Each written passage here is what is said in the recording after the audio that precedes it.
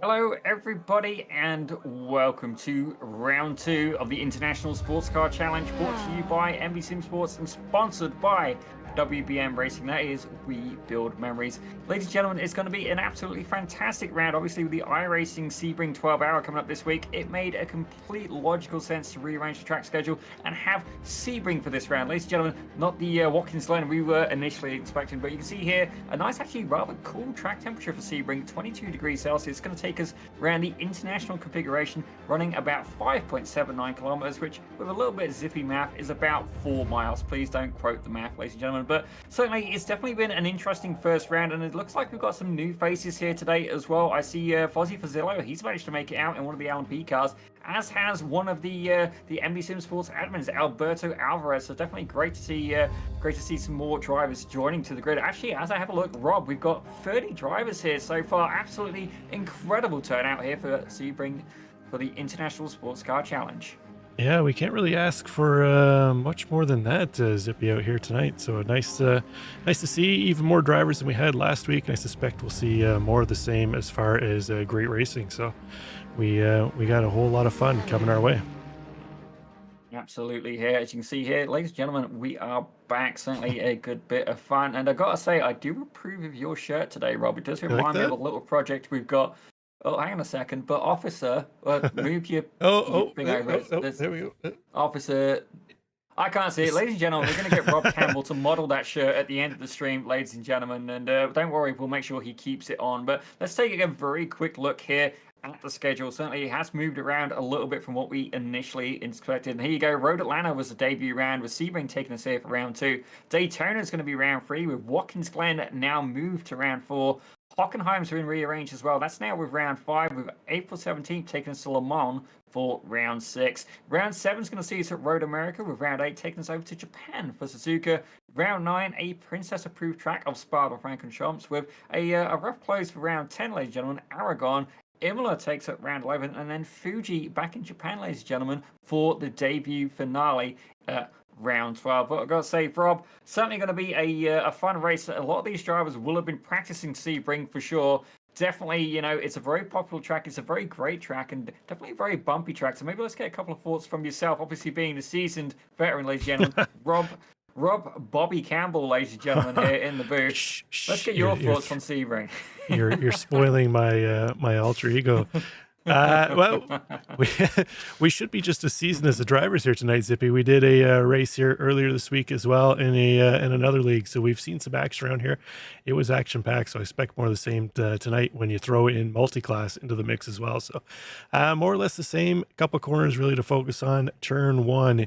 It's easy to go out wide into the dirt and the sand there, lose the back end, and have to try and gather that up. And then our drivers again in turn 5, 6, another great overtaking opportunity. And then, of course, Sunset, the most famous corner on the track. I would assume that almost everybody's heard of Sunset at one point in time, Zippy. But we're nearing the end of qualifying here, and our drivers are going to start getting ready to head to the grid. Well, certainly Sunset, famous for being the corners with so many different lines, and I gotta say, some of mine do end up with me absolutely murdering the wall, or indeed the pit wall at times. We've seen that happen before. Not sure if it was a Pit Road Productions broadcast, but certainly I know myself, one time I'm in the entrance into Sebring, I did absolutely, they braked a bit earlier than I expected, and I absolutely sent it down on the inside and miraculously survived. They didn't, but ladies and gentlemen, we have, I believe, got a grid ready. You can see here Jordan Martin absolutely dominating there. He's in the front row, pulled out almost 7/10 of a second there by Wyan Hutto. Stephen Finch, that's last week's winner, ladies and gentlemen. He takes third with Ethan Reed in fourth. Tyler Watson is going to be in fifth with Morgan Smith, the WBM founder, there in sixth. Fozzie Fazillo, his debut round here today, alongside Alberto Alvarez in row 4, with Jonathan Poe closing out the LMP hybrid field. Yeah, then we're going to find our pole sitter in GT3, Zippy, Brad Mueller. I believe that's another new name this week. Pedro da Silva, I believe Pedro was last week's pole sitter. He's going to start second. Michael Morbetto is going to be third. Daniel Pino, who actually took the win due to some pit strategy last week, so we see him starting in fourth. Patrick Rich in fifth. Jakub Fury in sixth. Michael Rushton in seventh. Kyle Mills in eighth. Kyle Buchel in ninth. And rounding out the top 10, we're going to find Malik Bass. Oh, fantastic job. Another WBM driver is Malik Basra. Javi Sierra is in 11th with Chris Rice. Thank you very much for just seeing him in the chat. Thank you very much there. He's there in 12th with Curtis Matthews. Certainly, we're going to be having some interesting discussions about the 555 car today, ladies and gentlemen. He's in 13th with 14, having the Brazilian driver of Raw Vinicius. As we have a look back further through the grid, ladies and gentlemen, Steve Susanna's in 15th for WBM Racing with Kevin Gettenberg in 16th. Tristan Lewis takes 17th alongside Bell Gable in 18th with Frank. That is the older brother, ladies and gentlemen. Frank Manarino in 19th, Joseph Kronk in 20th, and then the younger brother, Michael Manarino in 21st. And that does indeed close out your grid. And I got to say, Rob, what an absolutely beautiful grid here today at Sebring. Yeah, it's a beautiful track. I don't know what's going on with the time of day in this race, Zippy. We were doing practice in the sun. Qualifying was in the dusk or early evening. Now we're back to a sunny track again. So it'll be interesting to see how the conditions change over the course of the race here as the grid's just gridding up and waiting for the pace cars start to pull away. Should we take a look at the championship standings to this point, Zippy? Will we have a moment? That's a very good point. I may have completely forgotten about that for just a second. I'm distracted by the beautiful paints. But ladies and gentlemen, this is for the LMPH standings. Ladies and gentlemen, Stephen Finch is there in front. He won that first race. Morgan Smith, honestly, he needed a four-leaf clover that day, and he certainly got one, ladies and gentlemen. Able to absolutely snake that second place away. He takes second with Ethan Reed in third. Parker Doom, he's not currently here tonight. Certainly, we know where he is. We're not going to say it on stream, but certainly wishing him the very best of luck. He's okay, ladies and gentlemen. It's a beautiful thing, but we just definitely send some warm vibes in the direction of his acquaintance there. And Jordan Bosfire is in fifth with Austin Dilts in sixth. Matija Grabovac, they're in seventh with Gabriel Crozier in eighth, and Fozzie Vazillo, first round here today, he's there in ninth. Yeah, and then we'll take a look at the GT3 standings here. As we mentioned, Daniel Pino, due to some key pit strategy last week, able to snatch away the win. He's going to start up top with 26 points. Pedro Luis da Silva in second place, 18 points. Michael Morbetto with 15 points in third. Javi Sierra in fourth with 12 points. Kyle Mills in fifth with 10th. We find Kyle Buchel, Malik Bass, Michael Manarino, Michael Rushton, Yakub Fury, and we got a bunch of drivers log jammed at the back with 1 point each there, Zippy. So interesting to see who moves up, who moves down here tonight, as we got a lot of points on the table. Well, there's another interesting thing we've got trying out this week, and I think it's a bit of a surprise for you as well, Rob. Sorry about that. Anybody who is in the Racing 1 channel for Envy Simsports, you are indeed eligible. You could be pulled in for an interview during the race, so keep that in mind. If you want to potentially have a chat with the commentators while you're driving, we certainly would be up for it. I do see we've got one of the drivers in there. Actually, I'm going to try and steal him very quickly. I understand that you're one of the drivers. Who have we got here in the commentary booth? Tyler Watson. Hi, Rob Watson's. Okay, from what I can see here, you're going to be starting fourth in the GTP field. What's going to be your strategy for the start of this race? The first beginning part, just kind of keep it clean, keep it on the track. And then from there, just try to stay close till we hit traffic, really. That's kind of a big part for me. I don't 100% have the fastest pace, but I can run a pretty fast, consistent pace, so I'm praying on that. And then just traffic. Well, certainly the best advice I can give you, sir, is cold tires, cold tires. Certainly the GTP model has indeed been very temperamental, but we are going to put you back in iRacing 1, and again, we'll maybe check in with you a bit later during the race. Good luck and drive safe. Alrighty, thank you. Well, ladies and gentlemen, that was Tyler Watson. He's driving the number 92 machine, currently sat there in fourth, ladies and gentlemen. There you go, in that beautiful, that is a Acura, I believe, if I'm not mistaken there, Rob. Absolutely gorgeous LMPH car. You nailed it, Zippy. That is the Acura, what do they call it? ARX something. But that is the Acura GTP. I think, honestly, in my opinion, it's probably the best looking GTP out of the lot that we have available. I know a lot of people like the Cadillac and the Ferrari, but for me, I kind of like the front end of the Acura. I gotta be honest, if I was looking for the most, like, vibrant and colorful, car, I wouldn't ever expect Acura to be it. Certainly the BMW rings pretty high for me, but, we're gonna leave that on the sideline for now as they're coming around sunset. Ladies and gentlemen, the pace car is gonna indeed disappear this lap. We're gonna get ready for these guys to go hot, and you gotta remember that new tire model, it's gonna get spicy. You can see the green flag is held. He's not even looking at the cars. So there you go, ladies and gentlemen, green, and the LMPH field is off. You can already see they're looking to try and make some moves as they're going free wide into turn one. It looks like Jordan Martin has been able to pull ahead, at least for now. The guys very quickly getting themselves back in order as the GT3 field goes hot. And ladies and gentlemen, an even busier field. You can see there at the front of the pack, I believe that's Brad Miller with Pedro da Silva in a hot pursuit. Daniel Pino currently sat there in third. I say that, I think it's maybe snuck up to second there. Is that Pedro? That's Pedro da Silva there in second. Too wide, free wide. We see a Mustang dipping it into the grass as the GT3 field very quickly trying to get back into single file. As I say, there's been an incident, and it looks like one of the cars has gone off. I think that was Kevin Gedenberg. I believe he's just gone off. Yacoub Fury. Yacoub Fury, ladies and gentlemen, in the McLaren getting caught up in the action. The black and orange recount as I see more smoke here in the GT3 field. Obviously, a little bit keen to get going off the bat. Yeah, it wasn't quite as clean a start in the GT3 field, Zippy, as we saw in the GTPs, but Stephen Finch doing what he did last week, out to a massive lead early on this one, 1.8 seconds over Wyatt Hudo. Wyatt was our pole sitter. He's dropped back to, he was on second. Our pole sitter, Jordan Martin's dropped back 2 spots into third spot. We saw Jordan drop back early on last week too as well, but he was able to work his way back up towards the front later on and actually put a charge on towards Stephen Finch before we saw an unfortunate incident in the final corner that cost Jordan and Parker Dime their races, unfortunately. Well, speaking of incidents, actually, I think something happened with Fozzie Fazzillo and maybe Morgan Smith as well. Morgan Smith dropped back right off the field as well. I'm not sure what happened to, but one of the drivers who is making their debut round today is the number 29 car of Alberto Alvarez. He's currently resting there in 5th, staying very much with the pack. These guys very conscious. It looks like he's trying to make a move on the inside. I believe that's Porsche versus Porsche. You nailed it. That's the Ferrari. He's in a That's the Ferrari, My apologies.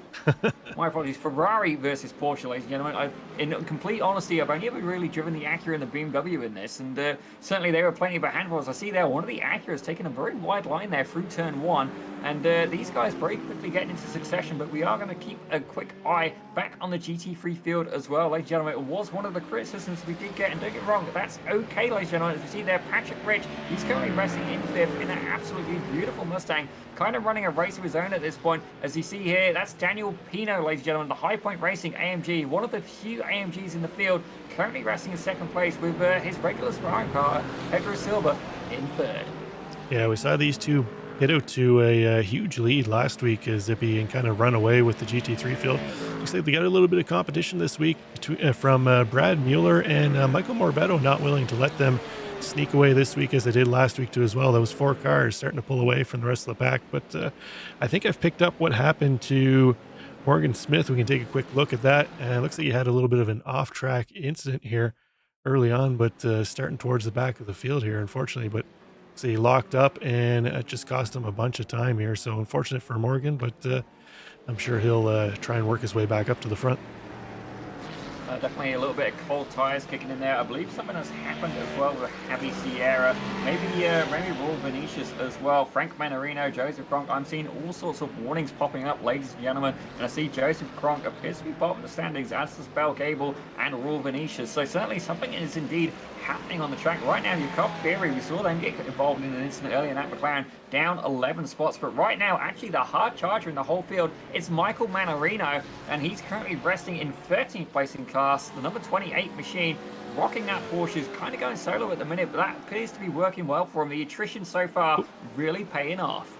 Yeah, a little bit of a connection issue there for Michael, but yeah, as you mentioned, he's up 10 spots on the day as we pick up the battle here between Kevin Gedenberg, and he's got Chris Rise just up ahead of him in the gold or orange, depending what way you want to look at your colors, and purple Porsche up ahead. So a couple of Porsches battling down the back straight heading into turn 1. That's a battle for 18th overall, also 11th place in the GT3 field.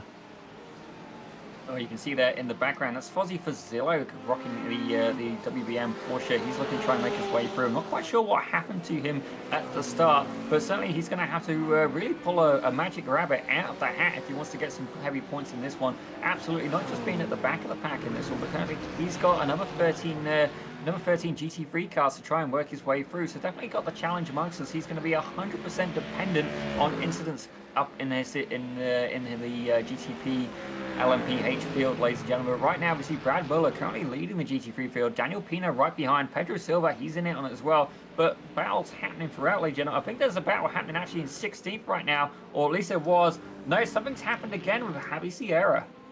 Yeah, I was just having a look here what happened to Javi Sierra in the timing and scoring, Zippy, and here it is right here.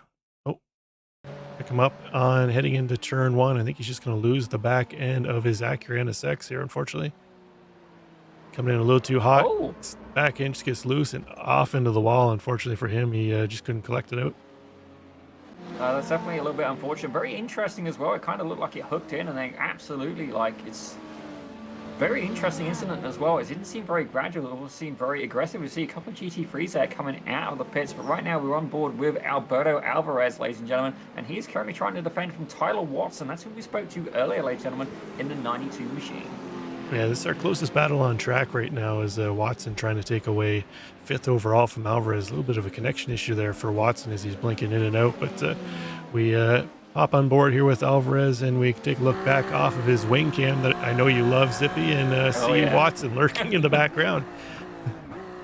Oh, absolutely fantastic camera work there from our producers. That's exactly what he didn't want to happen. Alberto Alvarez locking up very slightly. He's gone deep and has managed to take a slip with a slight detour there off the track, and this is exactly what Tyler Watson needed. Now, we did speak to him earlier. He said he wanted to try and keep it clean, keep it consistent, and right now that's paying off for the 92 machine. He's managing to hold on to 5th place. Alberto Alvarez actually up 2 positions overall. Stephen Finch up 2 positions as well. Jordan Martin about a second in tow, but right now it looks like the biggest battle is indeed happening with the 3rd place position of the GT3 field, ladies and gentlemen. That's between Pedro Silva and Michael Morbeto.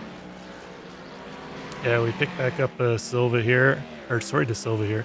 He's fallen back off the back of Pino, last week's race winner. He's kind of getting into the clutches here of Michael Morbeto. Morbeto trying to put a lot of pressure on De Silva. Porsche versus Ferrari battle here. A tale as old as time. These two car manufacturers been battling on and off the track, Zippy, for decades now, each one getting the better of the other one. But right now it looks like the Ferrari, a little bit of an extra little kick to it, able to hold that Porsche off. But Michael Morbeto doing everything he can to put some pressure on the back of Pedro de Silva for 3rd in GT3. Oh, and you can see there lurking in the background is the 61 car of Fozzie Fazillo, and he's actually getting flashed there by Patrick Rich in the 666 machine. Not sure what that's about, as it may have indeed been a good distraction as Fozzie Fazillo's gone off. That's one of the WBM Mustangs there. They're certainly not going to get in the way. That's Kyle Mills, ladies and gentlemen, right behind him, Malik Bass. And, you know, WBM, incredibly well represented. Don't get me wrong, they built a team so big they can literally run a league from it. Certainly, it is almost a bit of a WBM and friends. Certainly a huge thanks as well to John Cannon over at Envy Simsports for really putting in the effort to organise this league. You know, it definitely takes a lot of work. It's not always appreciated or understood what goes into doing it, but certainly a fantastic job he's done so far. And a huge shout out to WBM for making such a fantastic attendance here, out in force, ladies and gentlemen. Yeah, we got another WBM driver here too as well, just behind Kyle Mills, Malik Bass. So, as you mentioned, well represented out here tonight. I thought Malik was going to go a little wide and touch the wall. He just kept a couple hairs between him and the wall. So, nicely done by him, using up all the track width that he can. But he's got Michael Rushton sneaking up behind him here. Michael in our one of our two. We actually got 3 Mercedes out here this week. So a car that you didn't see too much in seasons past, Zippy, we've got actually 3 of them representing on the grid here this evening. Well, it's interesting. Certainly the AMG is, it's actually the first car I ever drove on iRacing. That was going around getting ready for the Daytona 24 Hour. As we see here, Tyler Watson making past the WBM Ferrari, I believe. Is that a WBM car? It's statistically, I'm going to be right, ladies and gentlemen, but right now he is under pressure from Alberto Alvarez. Now, we saw him get that position earlier when Alvarez took a little bit of a detour, running a little bit wide after that hairpin, but certainly, you know, he's got to keep it cool, keep it chilled, and certainly stay focused as Alvarez not only an admin, but an experienced racer as well. You know, he's going to know just to turn the dial up just a little bit, just to try and apply pressure. There is always more than one way of passing on track, ladies and gentlemen. Sometimes it can be just getting into the head of your opponent. Another way is using lap traffic, ladies and gentlemen. As you see there, the McLaren of Jakob Fury. Definitely, you know, providing a little bit of an obstacle, but a very clean pass, I have to say, by the LMPH squad. Yeah, we haven't, I haven't caught anything yet, Zippy, as far as GTP and GT3 incidents, as far as banging off each other or not giving enough room. So it's something you generally tend to see in these multi-class races, where sometimes the super wide GTP cars use up a little more of the track width than the GT3s are expecting. So it's nice to see that it's been a fairly clean race to this point as far as multi-class contact, but I'm sure as they get intermingled more in traffic, we might see more and more of that come into play. Well, speaking of traffic, let's have a quick look here at the fight going on for P12, because I believe that's Kevin Gettenberg. That's in the 7-Up Porsche 911, ladies and gentlemen. Certainly that man must really like soda. And yeah, it's another Porsche. This one is of Michael Manarino, and they're going side by side. And absolutely, you could fit a cigarette paper in that gap, but not much more for a brief second there. Manarino is going to be on the inside. Don't get me wrong, so many different ways you can take through Sunset, and I do wonder, is Gettenberg going to get the better line? It looks like he's run a little bit wide there. Maybe had to lift off a little bit, but he's right back at it. He's got a very good lane exit and applying the pressure as they go over the start-finish line, heading into turn one. Definitely a little bit more real estate available on the right side of the track. Certainly my sympathies to him, fighting against the flash car as he's going up on the inside, gets the pass done, but it's going to be a switchback. Ladies and gentlemen, Manarino will be looking at regain that position as they're going down into the left-hander. Certainly the flashing connection could indeed be an issue there. You can see them blinking in and out. My sympathies to the number one car of Kevin Gettenberg. Yeah, it's definitely something you hate to see in your rearview mirror, Zippy, as we see Jordan Martin, our overall leader, sneaking past that battle in the GTP car. But looks like Manarino a little later on the brakes had to pull to the inside to avoid getting to the back of Gettenberg. He's going to make the pass at the same time. So happy-go-lucky coincidence there, having to make the evasive maneuver to avoid getting into the back of Gettenberg and pulling off the position. I've got to say, great job there by Jordan Martin. He'll be the first one through. He's pulled away a 4-second gap there on his competition in the LMPH field, but right now we're keeping an eye on Pedro da Silva. Now, we've seen him already fight with Daniel Pino. It looks like Brad Muller, he's managing to hold on just about, but not quite be able to break that draft. You can see there the front four, almost the front five GT3, all very much close together. Patrick Rich is in fifth in the 666 Mustang. He's out of the drafting range, about 2 seconds behind, but right now Michael Alberto really applying pressure there to the back of Pedro da Silva. Yeah, we've seen Morbeto keeping a lot of pressure on the back of da Silva. He was just out of touch. Morbeto was kind of caught in between those two packs we had last week, Zippy, where Pino and da Silva were able to leg out from the rest of the GT field, and Morbeto was kind of stuck in between him, or sorry, that twosome, and the 4 or 5 cars we saw in a pack behind, where he didn't really have anybody to battle with. So he's made sure to stay in touch with the lead pack here this week, and it looks like he's got the pace to put some pressure on da Silva. He's not letting him get away. Morbeto doing the best he can to stay on the back of that Ferrari, and so far doing well.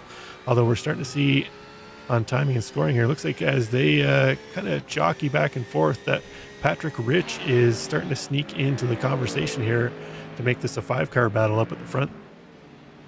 Well, that could indeed very much mix it up as well. Patrick Rich is going to have to pull out a little bit more there. As you can see the WBM cars, Kyle Mills and Malik Bayes, they were working together last time, ladies and gentlemen. I think they got about halfway through the race and then switched positions. I have a feeling they're doing that again, but we actually have another battle occurring, and it's with Curtis Matthews back in P20 with Frank Manarino. Now, Frank is the older brother out of the two, ladies and gentlemen, and these guys have been going at it for a little bit. The gap currently about 7 tenths of a second. Looks like there's another battle as well happening in 17th between Joseph Kronk and Bell Gable. Bell Gable, I'm showing, is off track, so I'm not sure who that was flagging. But yeah, just as we clicked over, he must have flashed off, but we picked up Frank Manarino here with Curtis Matthews in tow just behind him. So that's a battle for 19th place overall in the GT3 field, but they're crossing the line and they're going to start their lap 8, Zippy. Well, certainly, and you got to say props to Curtis there for not only getting a picture on there, but actually getting one that says his name. That's actually pretty spunky. I'll give that to him. And you can see there, that is another GT3 car ahead of them. I believe that is indeed Bell Gable. Now, I do have a warning that they went in the pit, so maybe taking a very early pit stop, ladies and gentlemen. And I believe that's the same paint job as Chris Rise as well in the 2-1-1 car. So actually, that would make a lot of sense. Actually, we've got an 11. No, that's 11th place. My bad.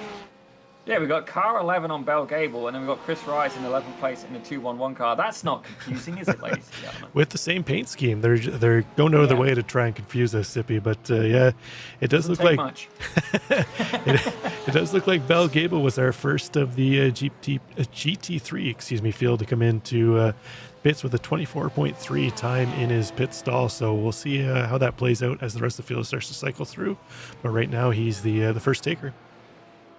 Well, I definitely think that may be a little bit early there. As we can see here, the battle does continue. This is for the lead of the GT3s. You can see one of the LMPHs trying to sneak through. That is Jordan Martin, ladies and gentlemen. He's leading the LMPH field. You can see there right on the top of your screen. We actually have a little I don't know what the word is. Buttons, headings, call them what you like, ladies and gentlemen. The point gets across. You can see who is the class leader right now for the GTPs, and that's the gentleman who's just gone past you right now, Brad Mueller. He was getting that gap opened up a little bit. He had it around 9/10 of a second earlier, but Daniel Pino there, the 63 AMG, has been able to close it down about half a second now. Pedro Silva, he's dropped off a little bit. As you see, another one of the LMPHs coming through. That is indeed going to be Stephen Finch. Yeah, Pino, you mentioned he was closing that gap. Pino did a 2-minute flat 0.95 last time by to Mueller's 201.41, so half a second taken out of that gap by Pino last time, as we see the GTPs of Ethan Reed and Tyler Watson trying to navigate through our GT3 traffic while continuing their battle as well. And they've got Alberto Alvarez just lurking in behind, so a 3-car battle there. That's for 4th place in GTP. Well, certainly, I do love it when the cars are very much close together. Don't get me wrong, the closer, the better. Certainly, we know that myself, usually a little bit more biased towards some slower machinery. Certainly, maybe a skill issue involved. And even in the slower machinery, I can still make a pig's ear of that, especially if there is, some lap traffic potentially. I'm sure Mo will get a little bit of a giggle out of that and then laugh at how bitter I really can be at times. But look at the lap times, ladies and gentlemen, from Ethan Reed. You can see there, last couple of laps, Watson has really been pulling him in. Certainly, the 92 car has got that gap down to just 0.2 of a second. It's looking like he's going to try and make a move. We'll go on board with him here in just a second. And you can see just how close they are. Certainly 0.2, 0.3 in an LMPH. Very, very little distance there. You can see the Porsche of Ethan Reed trying everything it can, using all of that technology, all of that power, all of those aerodynamics to try and break away from the Acura of the number 92.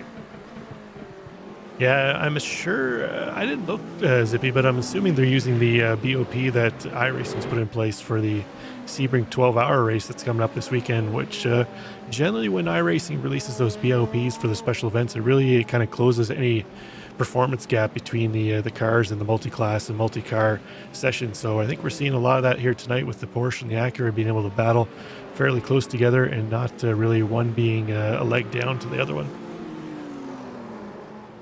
Well, I have a feeling it's something happened with Kyle Mills. As we say that, ladies and gentlemen, Alberto Alvarez getting a little bit camera shy. I don't know if I'd want to sit there right now. The GT3 is very tense. That was Brad Miller looking to try and get by as the GT3 gets back up to speed, ladies and gentlemen. A little bit of an oops there. He's going to try and make a recovery run, but certainly at this point you want to try and cool the tires down. The Florida driver there having a little bit of an unforced error, and now he's going to find himself tasked with going through the GT3s again. Good news there for Daniel Pino, though. That may have been able to open up the gap down a little bit on Brad Mueller in the number 6 Mustang. Yeah, it's the opportunity that I think Pino was hoping for, where Mueller had to back out to avoid Alvarez, and that was able to close up that gap for him real nicely. So we'll see if Pino is able to make a move. He's up tight as they head through Sunset.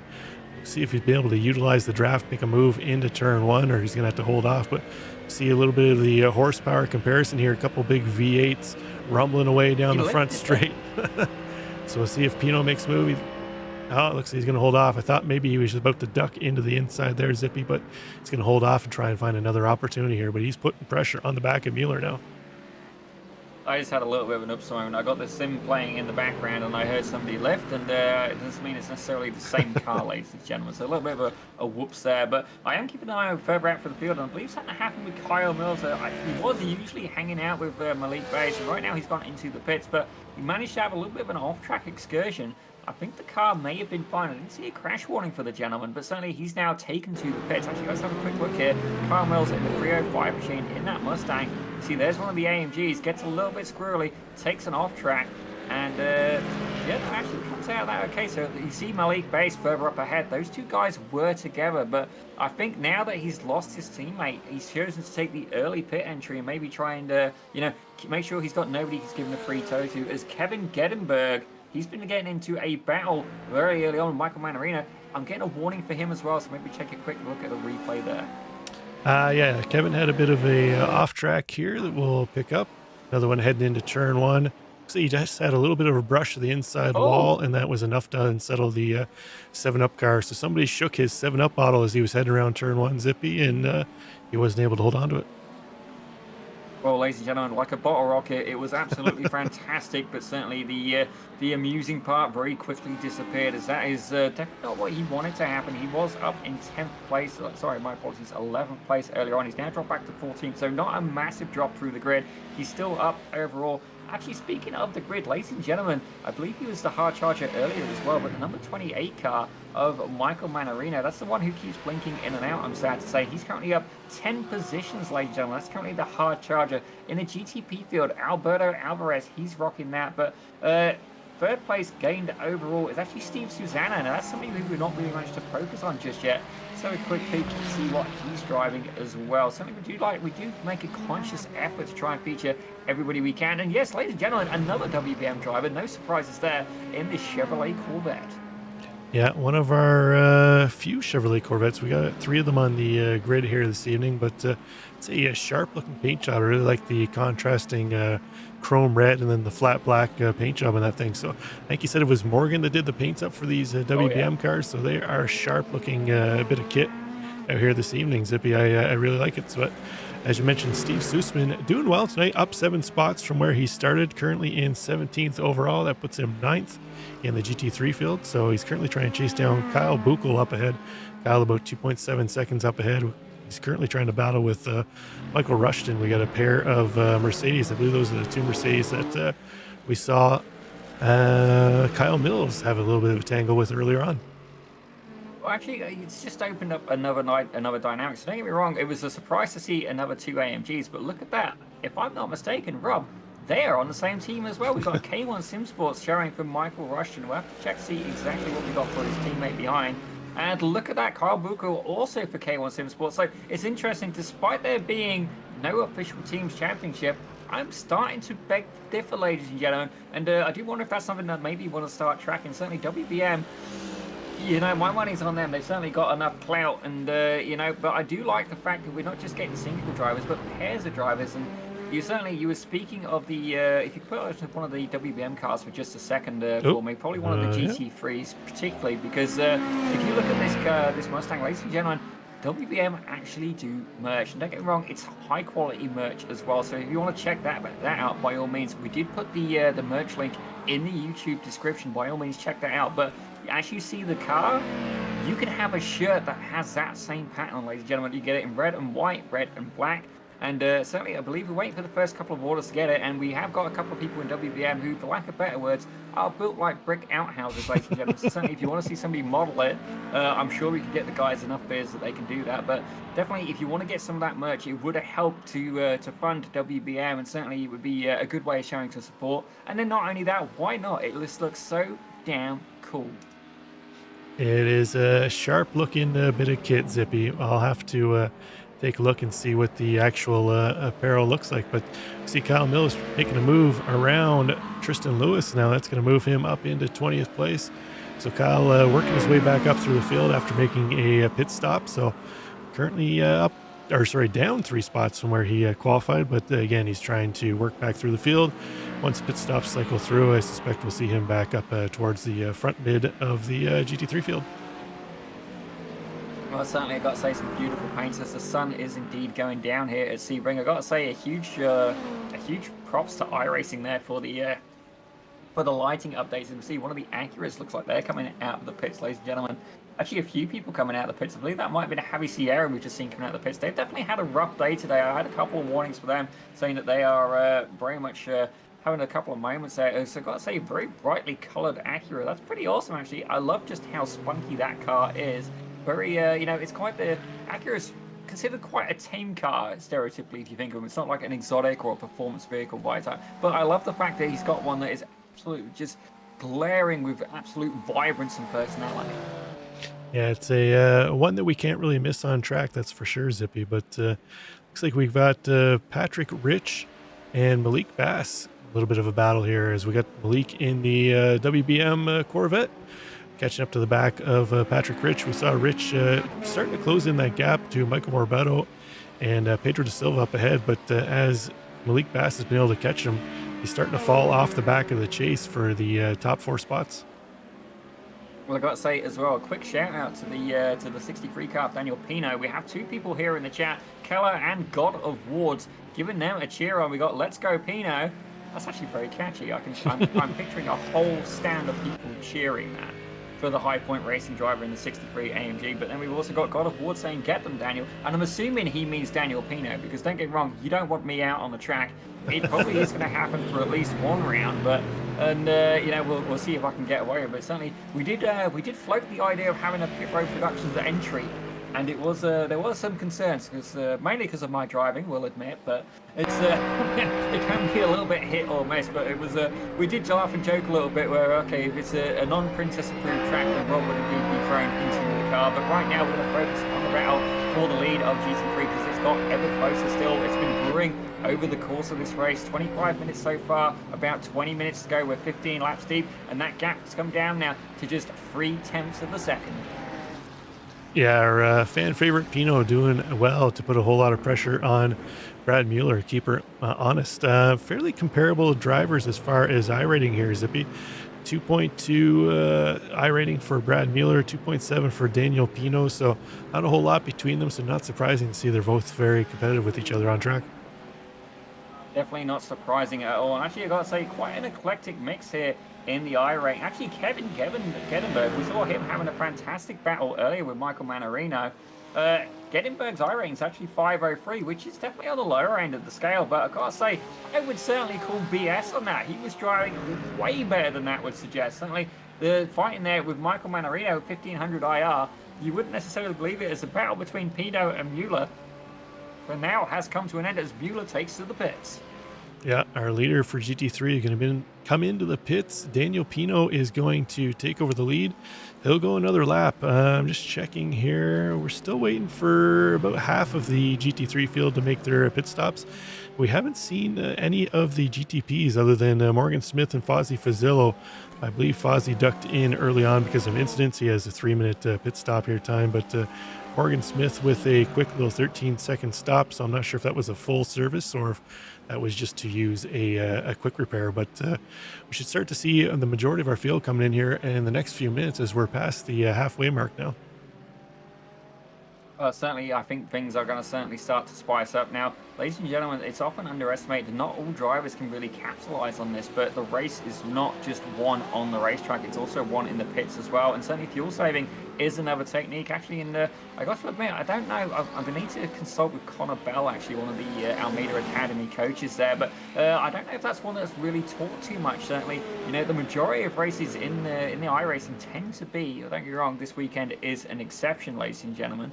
They tend to be more of the sprint race variety where, there isn't usually a pit stop. Certainly with this, they've made sure there's a pit stop, ladies and gentlemen, adding that extra dynamic to the racing, for which we are very grateful. But certainly fuel saving, another technique that certainly, some drivers have got it, some haven't. And, we've seen interesting variations of it over the past, even going as far as to, turn the car off when cruising down the straight. Dipping the clutch is another one. Certainly, Rob, maybe you can expand as we got one of the LMPH cars spun around further back. Oh my gosh, poor Fozzie. He's not had a good day today. Looking good doing it, I might add, though, in the 61 machine. Yeah, we didn't see Fozzie last week, so I'm not sure if he's had much time to acquaint himself with the new tire update. Zippy, it almost seems like he's been struggling adapting to that out here tonight, which you know, admittedly so. It's taken me, I still am, lack of a better term, terrible in the GTPs and adapting to the new tire model. But we see our overall leader coming into the pits. Jordan Martin's going to be the first one to really take a stab at pit stalls here. Jordan Martin is going to pull out of the lead and he'll come into pits. Looks like Stephen Finch and Wyatt Hudo going to follow him into as well. And actually there comes the rest of our GTP field. So they've all run out of fuel at the same time. Well, certainly it is indeed a little bit of a procession now going down pit lane, as I see another one ducking in at the back of the pack there. As interestingly enough, we'll go back to Jordan Martin a second. I believe his car was in the air. Is he perhaps taking tyres? He did. I don't know if I would have done that. Certainly it would be very surprising. But ladies and gentlemen, remember the new tyre model. Cold tyres is very, very temperamental. And not only that, he's got a couple of GT3s coming around as well. So this could be a very risky maneuver. Certainly, I'd be hard-pressed to believe that the tyres were indeed suffering at this point. But don't get me wrong, he appears to have enough of a gap. Stephen Finch still at 9 seconds behind. But it looks like things are going to spice up there. Stephen Finch now released from the pits. It looks like Ryan Hutto and Tyler Watson, they appear to be within a second of each other, as is Ethan Reed.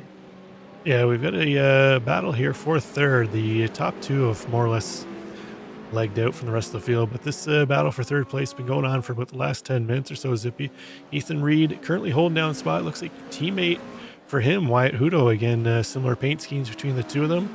They're both just showing as Texas and Texas for both. So they're Team Texas here tonight, Zippy, representing the Lone Star State. But they've got Tyler Watson, who you spoke to early on, trying to make a push to get up into the top 5 here. I was literally just thinking about grabbing him for a chat, but before we do, let's take a quick peek back at Jakob Fury. Certainly, we saw the McLaren have a little bit of bad luck earlier in the race, certainly the first lap incident, and certainly that's not stopping him right now. He's riding the back bumper. Ladies and gentlemen, Professor Arkwright just stepped out to the booth. I think Rob may have understood that reference, and probably the only man on this broadcast who will, ladies and gentlemen. But you can see there, Jakob Fury looking to apply pressure there to the 305 Mustang, and he's certainly doing a fantastic job of it. It is indeed a case of the finest of British engineering versus the American brute. Ladies and gentlemen, I do enjoy Mustangs, but in this scenario, it's going to be a biased opinion. As you can see there, the McLaren doing everything it can and got a wicked slipstream coming on, but there is an LMPH behind. I believe that's Stephen Finch. He's going to have to hold off right now, or it's going to be a very interesting time as they go through sunset. As Stephen Finch looks to try and thread the needle, he goes between the two of them. I've got to say, definitely a higher risk maneuver. I don't think it's going to be very popular among the GT3 drivers, and I got to say, understandably so. It was clean, he got it done, but certainly a brown flag moment perhaps. But despite all that, the 20 car, Jakob Fury, able to get by. Kyle Mills hot in pursuit. He's looking to try and make a move on the inside going through turn 1. I spy another LMPH. He's one of the Texas guys, two of the Texas guys, ladies and gentlemen, looking to try and sneak through as well as they head down to the left-hander going through up that little chicane. You can see there the second one coming, and you can see Jordan, is that Jordan floating in the back? Sorry, Tyler Watson, my apologies, coming in the background as well. Certainly, it's interesting having a fight, but it's even more challenging when you have faster traffic approaching as well. Yeah, I've been saying how great it's been that it's been clean so far, Zippy, as far as interclass incidents, but we almost had a major one there with Stephen Finch and the two GT3s we saw battling, but a little bit of a rub from Watson and Fury there, but nothing more than a little bit of paint traded.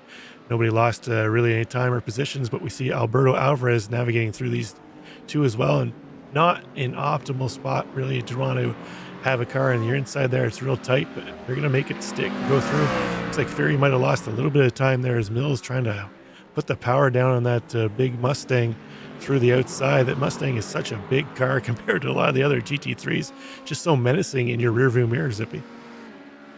Oh, very much so, and I don't think there's a little bit of a send there by Alvarez. Don't get me wrong, it was safe, but it was, I mean, that's the interesting thing about multi-class racing as well, is as much as you hope for consideration for the other class of car, realistically, it is not their problem, and certainly that can provide some very challenging and very haphazard moments, colourful moments, but right now this is literally the closest battle we've got on track, and ladies and gentlemen, without a surprise, 3/10 of a second in it. Jakob Fury doing an absolutely incredible job. Don't get me wrong, they're down 5 spots overall, rocking just short of 2009 rating and very much making a recovery through the field.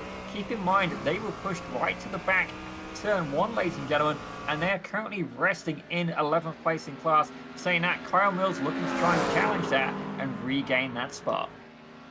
Yeah, Kyle Mills not ready to just let Fury take that position and run off with it. Is he's doing everything he can to stay. He looks left, looks right, filling every mirror on the back of that McLaren with a whole lot of Mustang.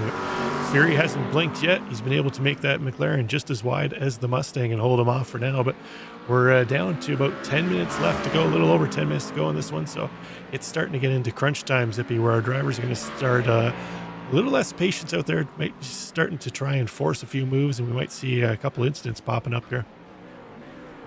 Well, I am getting a little bit of discussion in the chat about awesome overcut from Pino.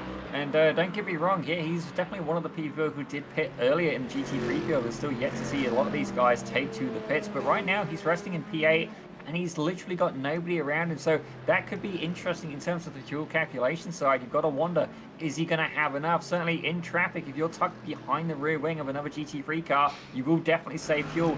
Despite if even if you run full throttle, you will save fuel. That other GT3 punching a beautiful hole in the air for you. I've got to wonder, is he going to have enough? Is he going to be able to, has he been able to save some fuel? Is he able to take a little bit extra? Keep in mind, he's come out in clean air. Or on the other hand, is the clean air doing nothing but benefit him? Is he now able to really capitalize on that opportunity and have, just no one around him to worry about? We're going to have to see when Pedro da Silva comes in the pits. Currently, right now, he has Michael Morbeto just 0.7 of a second behind him. Yeah, we've seen this battle between Morbeto and Silva, kick off from the very beginning, Zippy, and not much has changed. They've been kind of nose to tail here. I'm starting to wonder if Morbeto is maybe going on a little bit of strategy here, staying close enough to the Silva to save a little bit of fuel, but they've got a it's not a lap car yet. It'll be a lap down car once they go around them, but of Raul Vinicius ahead of him. See da Silva giving him a little bit of the razzle dazzle, letting him know he's behind. We're lead lap cars, please let us through, but we'll see if that hampers this battle at all, if Morbeto is able to capitalize as they work their way through traffic and make a move around da Silva. But I'm showing here, as far as pit stops time, Daniel Pina, the cars that have pit, he's got the second fastest time in pit stall. So as you mentioned, hopefully he's taking enough fuel, but we'll have to see how that plays out. He won the fuel game last week, as it being that got him home with the win. We'll see if it plays out again this week for him. You can see there a very busy time on track right now, as that is Jordan Martin, I believe, trying to sneak through. Yes, it is, ladies and gentlemen, Jordan Martin, the LMPH GTP leader, and in that rather beautiful BMW. Don't get me wrong, BMW and me not always the best of friends. Certainly I felt great to get rid of some parts I had left over today. Waved goodbye. I need a few more left to go, so certainly that's going to help actually for broadcast equipment, ladies and gentlemen. Very responsible way to spend some money. Okay, bills? Nah, more broadcast toys, ladies and gentlemen. A upgraded GPU is indeed actually showing up tomorrow, ladies and gentlemen. Forgive me, it's gone to the red over the green, but there you go, that's pricing for you. But right now, Ryan Hutto in the number 7 car, you see his teammate just ahead. I do wonder, are these guys going to start scrapping? Because Alberto Alvarez, he's caught right up to them, and we now have a freeway fight for 3rd place. Yeah, it's carrying on, but looks like we just saw bit of a strategy there by Hutto, and I believe that was Reed. They swapped positions heading into Sunset. I believe Reed was ahead, and now Hutto up front. They've moved into 2nd and 3rd. I'm not sure what happened to Stephen Finch. I'll have to find it here, but looks like he's dropped down, Zippy, into 6th spot. So let's see if I can pick something up here on timing and scoring. But oh, we do. We have an off track here for Stephen Finch. Let's take a quick look here and see what happened to him. Well, the number 27 car, they shut up and drive it. You can see that in the Acura. Oh, a little bit of a lockup, a little bit of an off track. Gets a little bit slidey. And I got to be honest, I do wonder if there's on the wing test, but currently he's still there. He's still able to hold on. You can see there one of the Texas guys looking to try and make a move on him. Oh, that'll do it. A little bit more of a slide. You can see 1 Texas car, 2 Texas cars. And then you can see another hybrid. That's Tyler Watson there looking to make a move. So there must be even more that happened. I wonder if he barbecued the tires, maybe got a little bit lower on the wing. But Stephen Finch absolutely falling through the field, ladies and gentlemen. Good news for Alberto Alvarez. He's up 3 positions overall. Morgan Smith and Posse Pazzillo, sadly not the result they were looking for. Let's have a look at this shot here, see exactly what happened to Tyler. And yep, the Brownie goes again. And sadly enough, that thing worked out great for Watson. And and Alvarez, they've both been able to sneak by, but Stephen Finch actually now regaining on that pack. It's a freeway fight for 4th. Yeah, I think it was just a matter of that first spin, Zippy heated up his tires, and it was basically driving on hot butter afterwards, and that caused the couple spins other. It's just natural once you spin like that, you really want to try and get back up to speed as quick as possible. But fortunately, with iRacing and the tire modeling, you need to kind of cool it off for about a half lap or so before you can really start pushing the tires again. Oh, we see him trying to look up the inside of Watson. They're going to contact, and unfortunately, that's going to take both of them out of the race. Oh man, you hate to see that. See a replay of that. Alvarez. Oh, dude, that's Alvarez. Alvarez as well. Did he get caught up in that as well? He might have. We're gonna need a replay for that. we'll cue it up here. It will be picked back up. Finch and Watson heading into turn 1 here. Finch looks to the inside of the contact. Oh, they did just kind of tag Alvarez on the backside. Yeah. Looks like Alvarez suffered the least of it, though, and he's going to be able to keep going on track. The other two are going to need to tow, and that's going to more or less end their day. Could we get an onboard shot of that from Finch, if we could, please? We certainly can. It did seem a little bit ambitious from where I was sat, but I definitely want to see a different view. Okay, so here you go. Stephen Finch, the shut up and drive it machine. He's looking to make a move on the inside of turn 1. He goes in there, has a contact. That basically launches Watson into the back of Alvarez, and all three of them, for lack of better words, end up eating the brown flag on that one. I definitely think the race stewards are not going to be thrilled. Here's a view from the back of the 29 of Alvarez. You can see there, Finch gets into Watson. Yep, there you go. All 3 cars in succession. I have a feeling Finch may indeed be getting penalized by the Appins for that. Yeah, I don't suspect they'll look too kindly on that move, Zippy, but we'll have to see what results over the next week. But pick back up with our GT3 leaders. In fact, Daniel Pino, with his overcut strategy, has put him out front. He's got 9 seconds over Pedro de Silva, but again, we're not sure if he's going to be carrying enough fuel load to make the end of the race, as we're down to 4 minutes to go. So getting into touch and go, we might have to see if he's starting to lift and coast. Actually, let's go on board here now and see if we hear him lift early. Yeah, he's definitely lifting early into sunset there. You heard him back out before the 3 cones. Normally, you'll push it right up to the 2 cones before you get off the brakes. So we see it's like Curtis Matthews off in the grass on the right-hand side. We'll see what happened to him in a moment. Definitely not the race that Curtis Matthews was looking for, and Daniel Pino looking very happy with himself there. That's Joseph Kronk ahead of him in that Ferrari. A little bit of lap traffic there. Definitely had a few incidents that I've seen. He's popped up on the radar a few times, but I've got to say that Ferrari looking absolutely gorgeous, ladies and gentlemen. I've got to say, one of the most visually appeasing GT3 cars, but I do distinct a distinct absence actually in a couple of the manufacturers there. I'm yet to see an Audi on the grid, or indeed a Lambo. Certainly, you can thank Morgan Smith. Actually, speaking of which, he's just snuck by, ladies and gentlemen, in that teal-coloured machine. As you can see there, a little bit of a flash there from Pino as he's sneaking by lap traffic. But yeah, definitely Morgan Smith sorting out the absolutely gorgeous paint for the Lambo. I mean, you've seen these ones, you can imagine what the Lambo paint looks like. But let's find out exactly what happened to the 5x5 car of Curtis Matthews. Yeah, it looks like Curtis had a little bit of an off track here and then just decided to park it and make sure that he was out of the way before anybody came around. A little kiss of the wall there, but fortunately he keeps it off the track, because that's a bit of a blind corner as you come around there. Last thing you want to see is a car parked in the middle of the track on you. Yeah, I have a feeling that may have been the bump just as you go through Sebring there. It's actually concrete, ladies and gentlemen, for a racetrack is quite rare. But just as you go around, there's a little bit of a bump. You can certainly feel it. And I'm not trying to sell gear at this point, ladies and gentlemen, but certainly, Malik, there you go, attaboy. But the biggest thing I found, I started in like a G920 or G29, wherever it was. Then I went to like a Fanatec CSL Elite 1.1, which is kind of like mid-grade.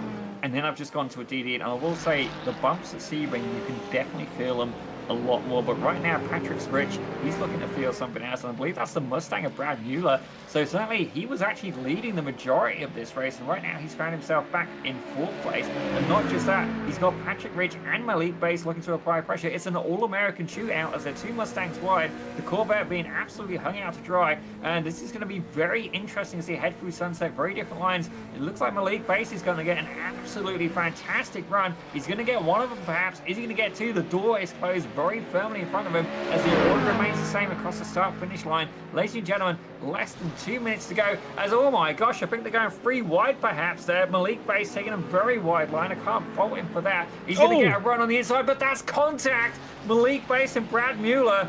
It's a Chevy versus Ford fight, and it's fair to say in that scenario, the Ford lost. And I believe the right front tire there, Malik Base, I have a feeling there's some damage.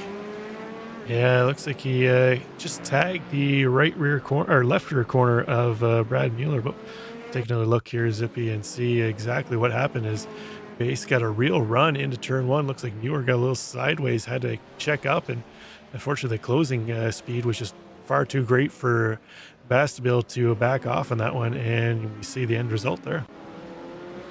Yeah, it definitely did not end in his favor. Don't get me wrong, I'm not entirely sure how I would call that one. I think I don't really think that Brad was really, you know, a guilty party in that one, number 6 Mustang. I think he was kind of along for the ride at that point. So potentially, you know, Malik Base may indeed be getting a discussion with the stewards, but we'll let John Cannon worry about that and the rest of the admin team. Certainly, it's not a me problem. As ladies and gentlemen, we see the white flag going off, white flag. And right now, this is your pole sitter for GTP in the BMW is the number 9 of Jordan Martin.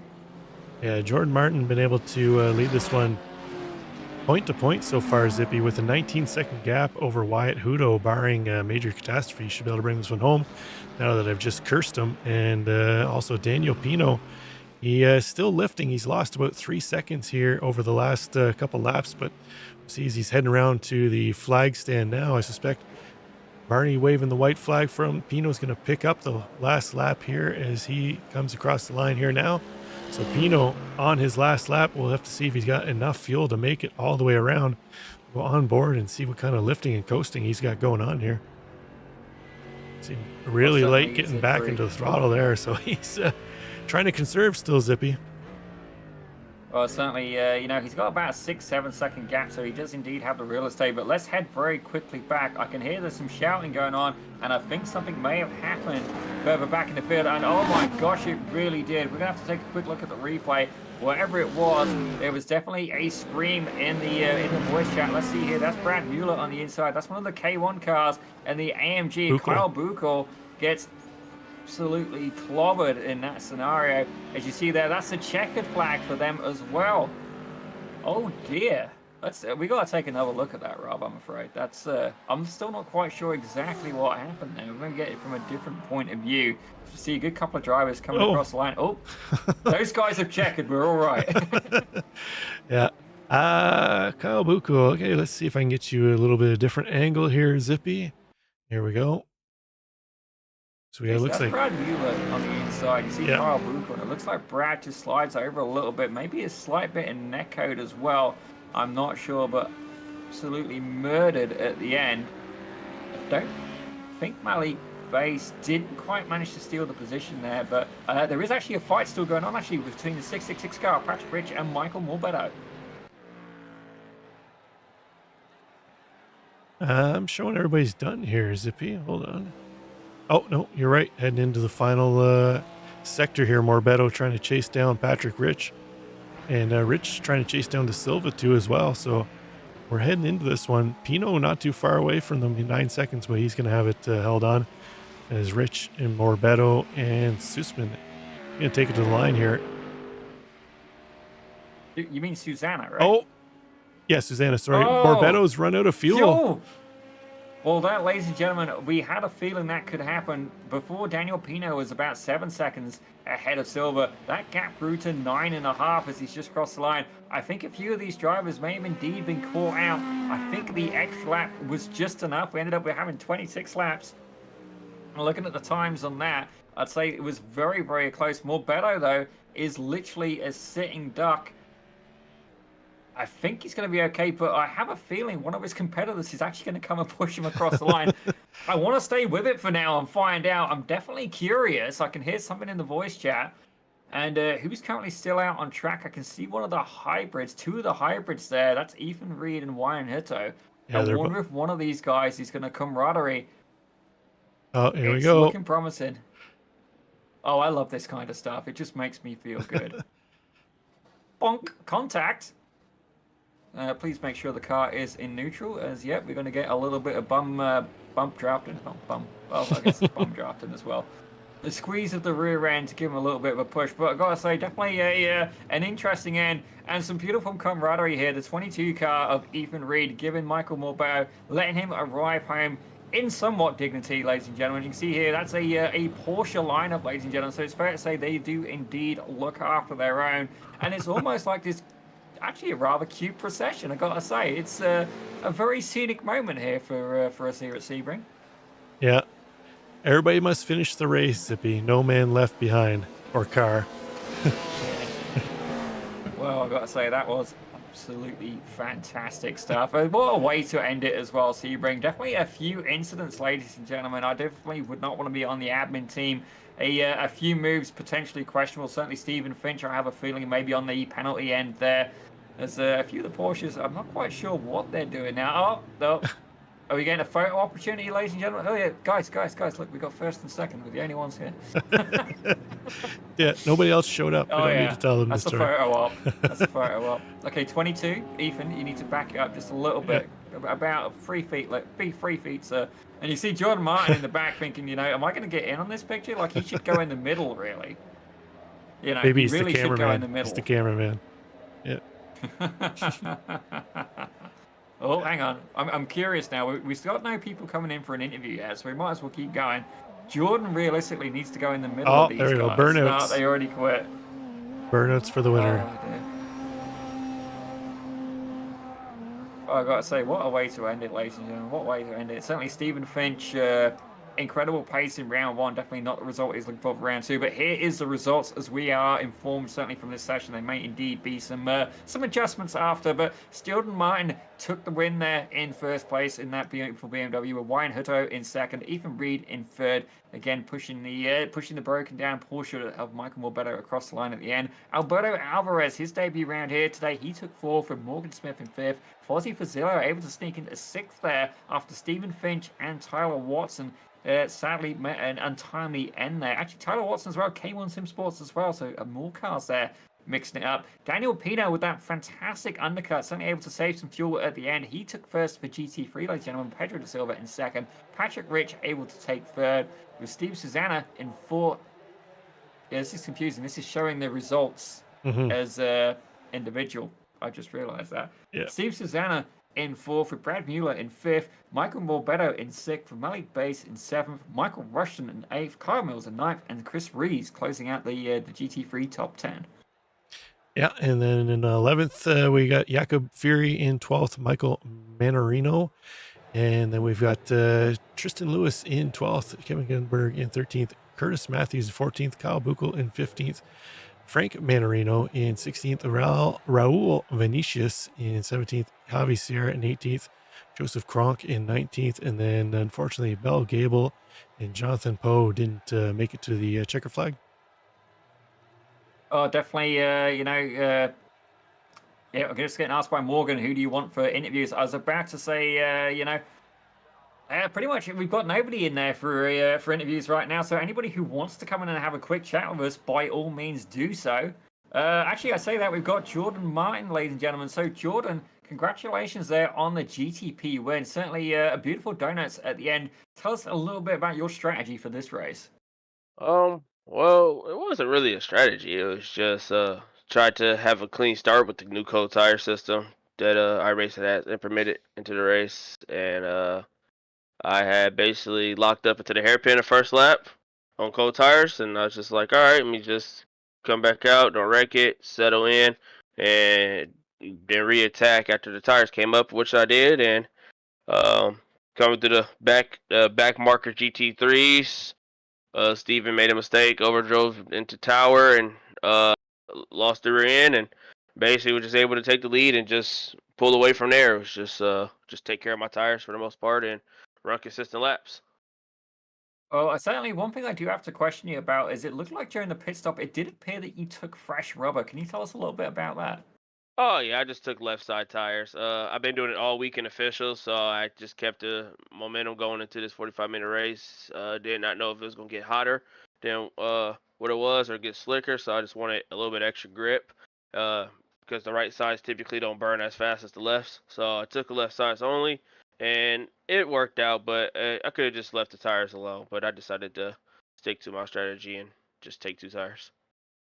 Well, I gotta say, definitely a very interesting technique. Certainly, I've only ever seen one other driver, and that's more for GT3, where they took one tire, a singular tire. So it's interesting to see you taking a whole side, which is certainly, I can imagine that must drive very interestingly. But Jordan, before we let you go, is there anybody you'd like to shout out? WBM, Morgan Smith. I know I don't run a WBM paint, but I am running with those guys. I just run the actual real life BMW schemes because I like them. Shout out to Envy and them for putting this league together, and everybody who runs it. Shout out to y'all in the broadcast booth. I can't wait to go back and watch this race. I know I ain't gonna have too much TV time though, because I was gone from the whole field, but it was He knows. it was fun. It was fun. Probably a little bit of the GTP battle I had with Steven at the beginning of the race after making my little mistake. And shout out to my sponsors, uh, Nitro, my oval side, and like I said, WBM on the road. I've got to say, a very well-deserved win here by Jordan Martin. Fantastic stuff. We're going to let you go, and hopefully we'll see you back on the top step of the podium. Keep up the good work. Thank you. Well, ladies and gentlemen, that indeed was Jordan Martin, and I do understand we've been able to catch up with the GT3 winner as well, the number 63 car of Daniel Pino. Rob, I believe you may have a couple of questions for this gentleman.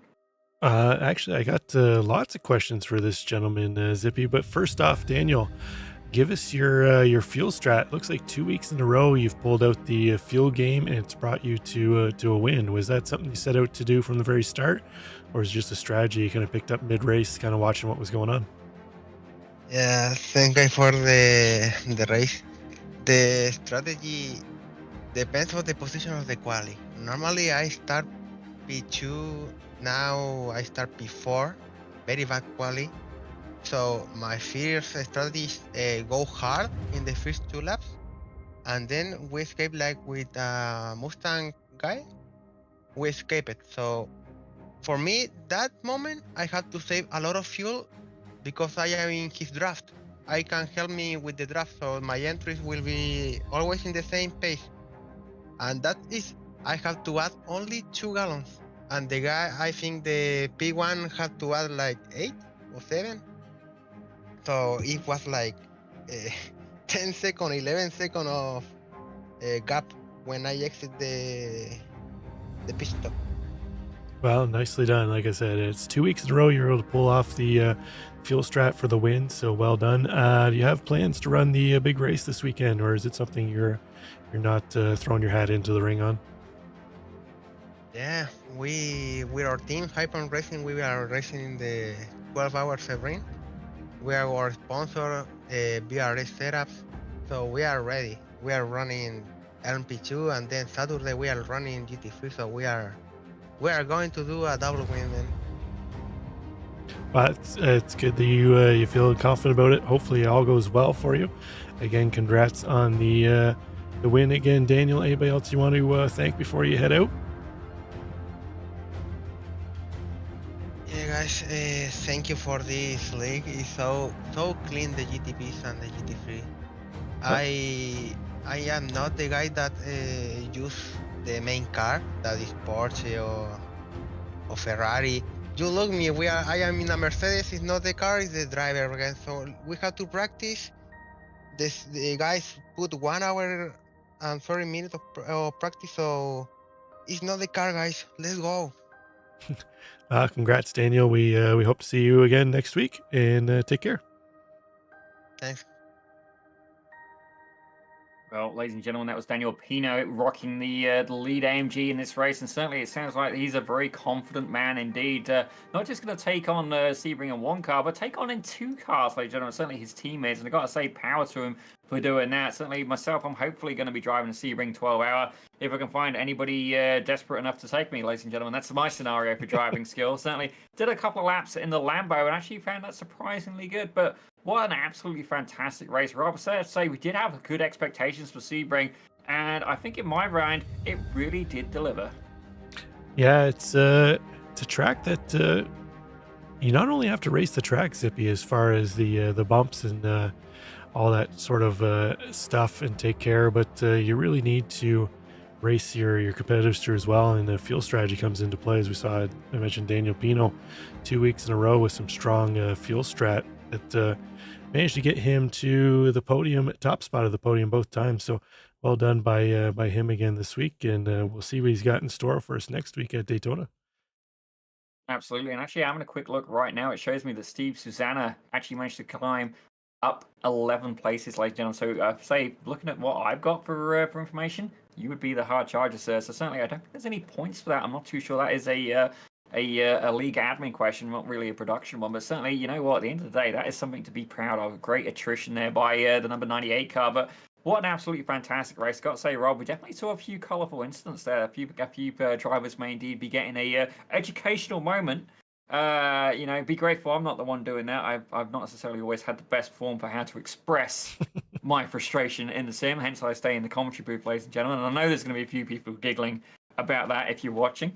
I know one of them will be later, but certainly, you know, it's definitely an interesting, you know, when you start getting multi-class racing, you know, things, you know, you got to remember, ladies and gentlemen, that, you know, there's two different races going on. They're just sharing the track at that time. And while you do have to have a little bit of compassion for your fellow competitors and your, you know, the opposite, you know, car class, realistically, you've got to, you know, weigh up the pros and the cons. You know, low risk, high reward is the way to go. And I think, you know, in terms of multi-class incidents today, it was very good. It was more, you know, fighting amongst yourselves, and that's what we saw happen. And certainly, you know, we saw the incident there with Stephen Finch. You know, that's definitely, you know, I think he's indeed going to be getting reviewed. And a couple of incidents there with the GT3 as well. Checking in the chat, I do believe there's probably going to be a few tickets going in. But Rob, yourself, you know, what was your biggest takeaway from that race?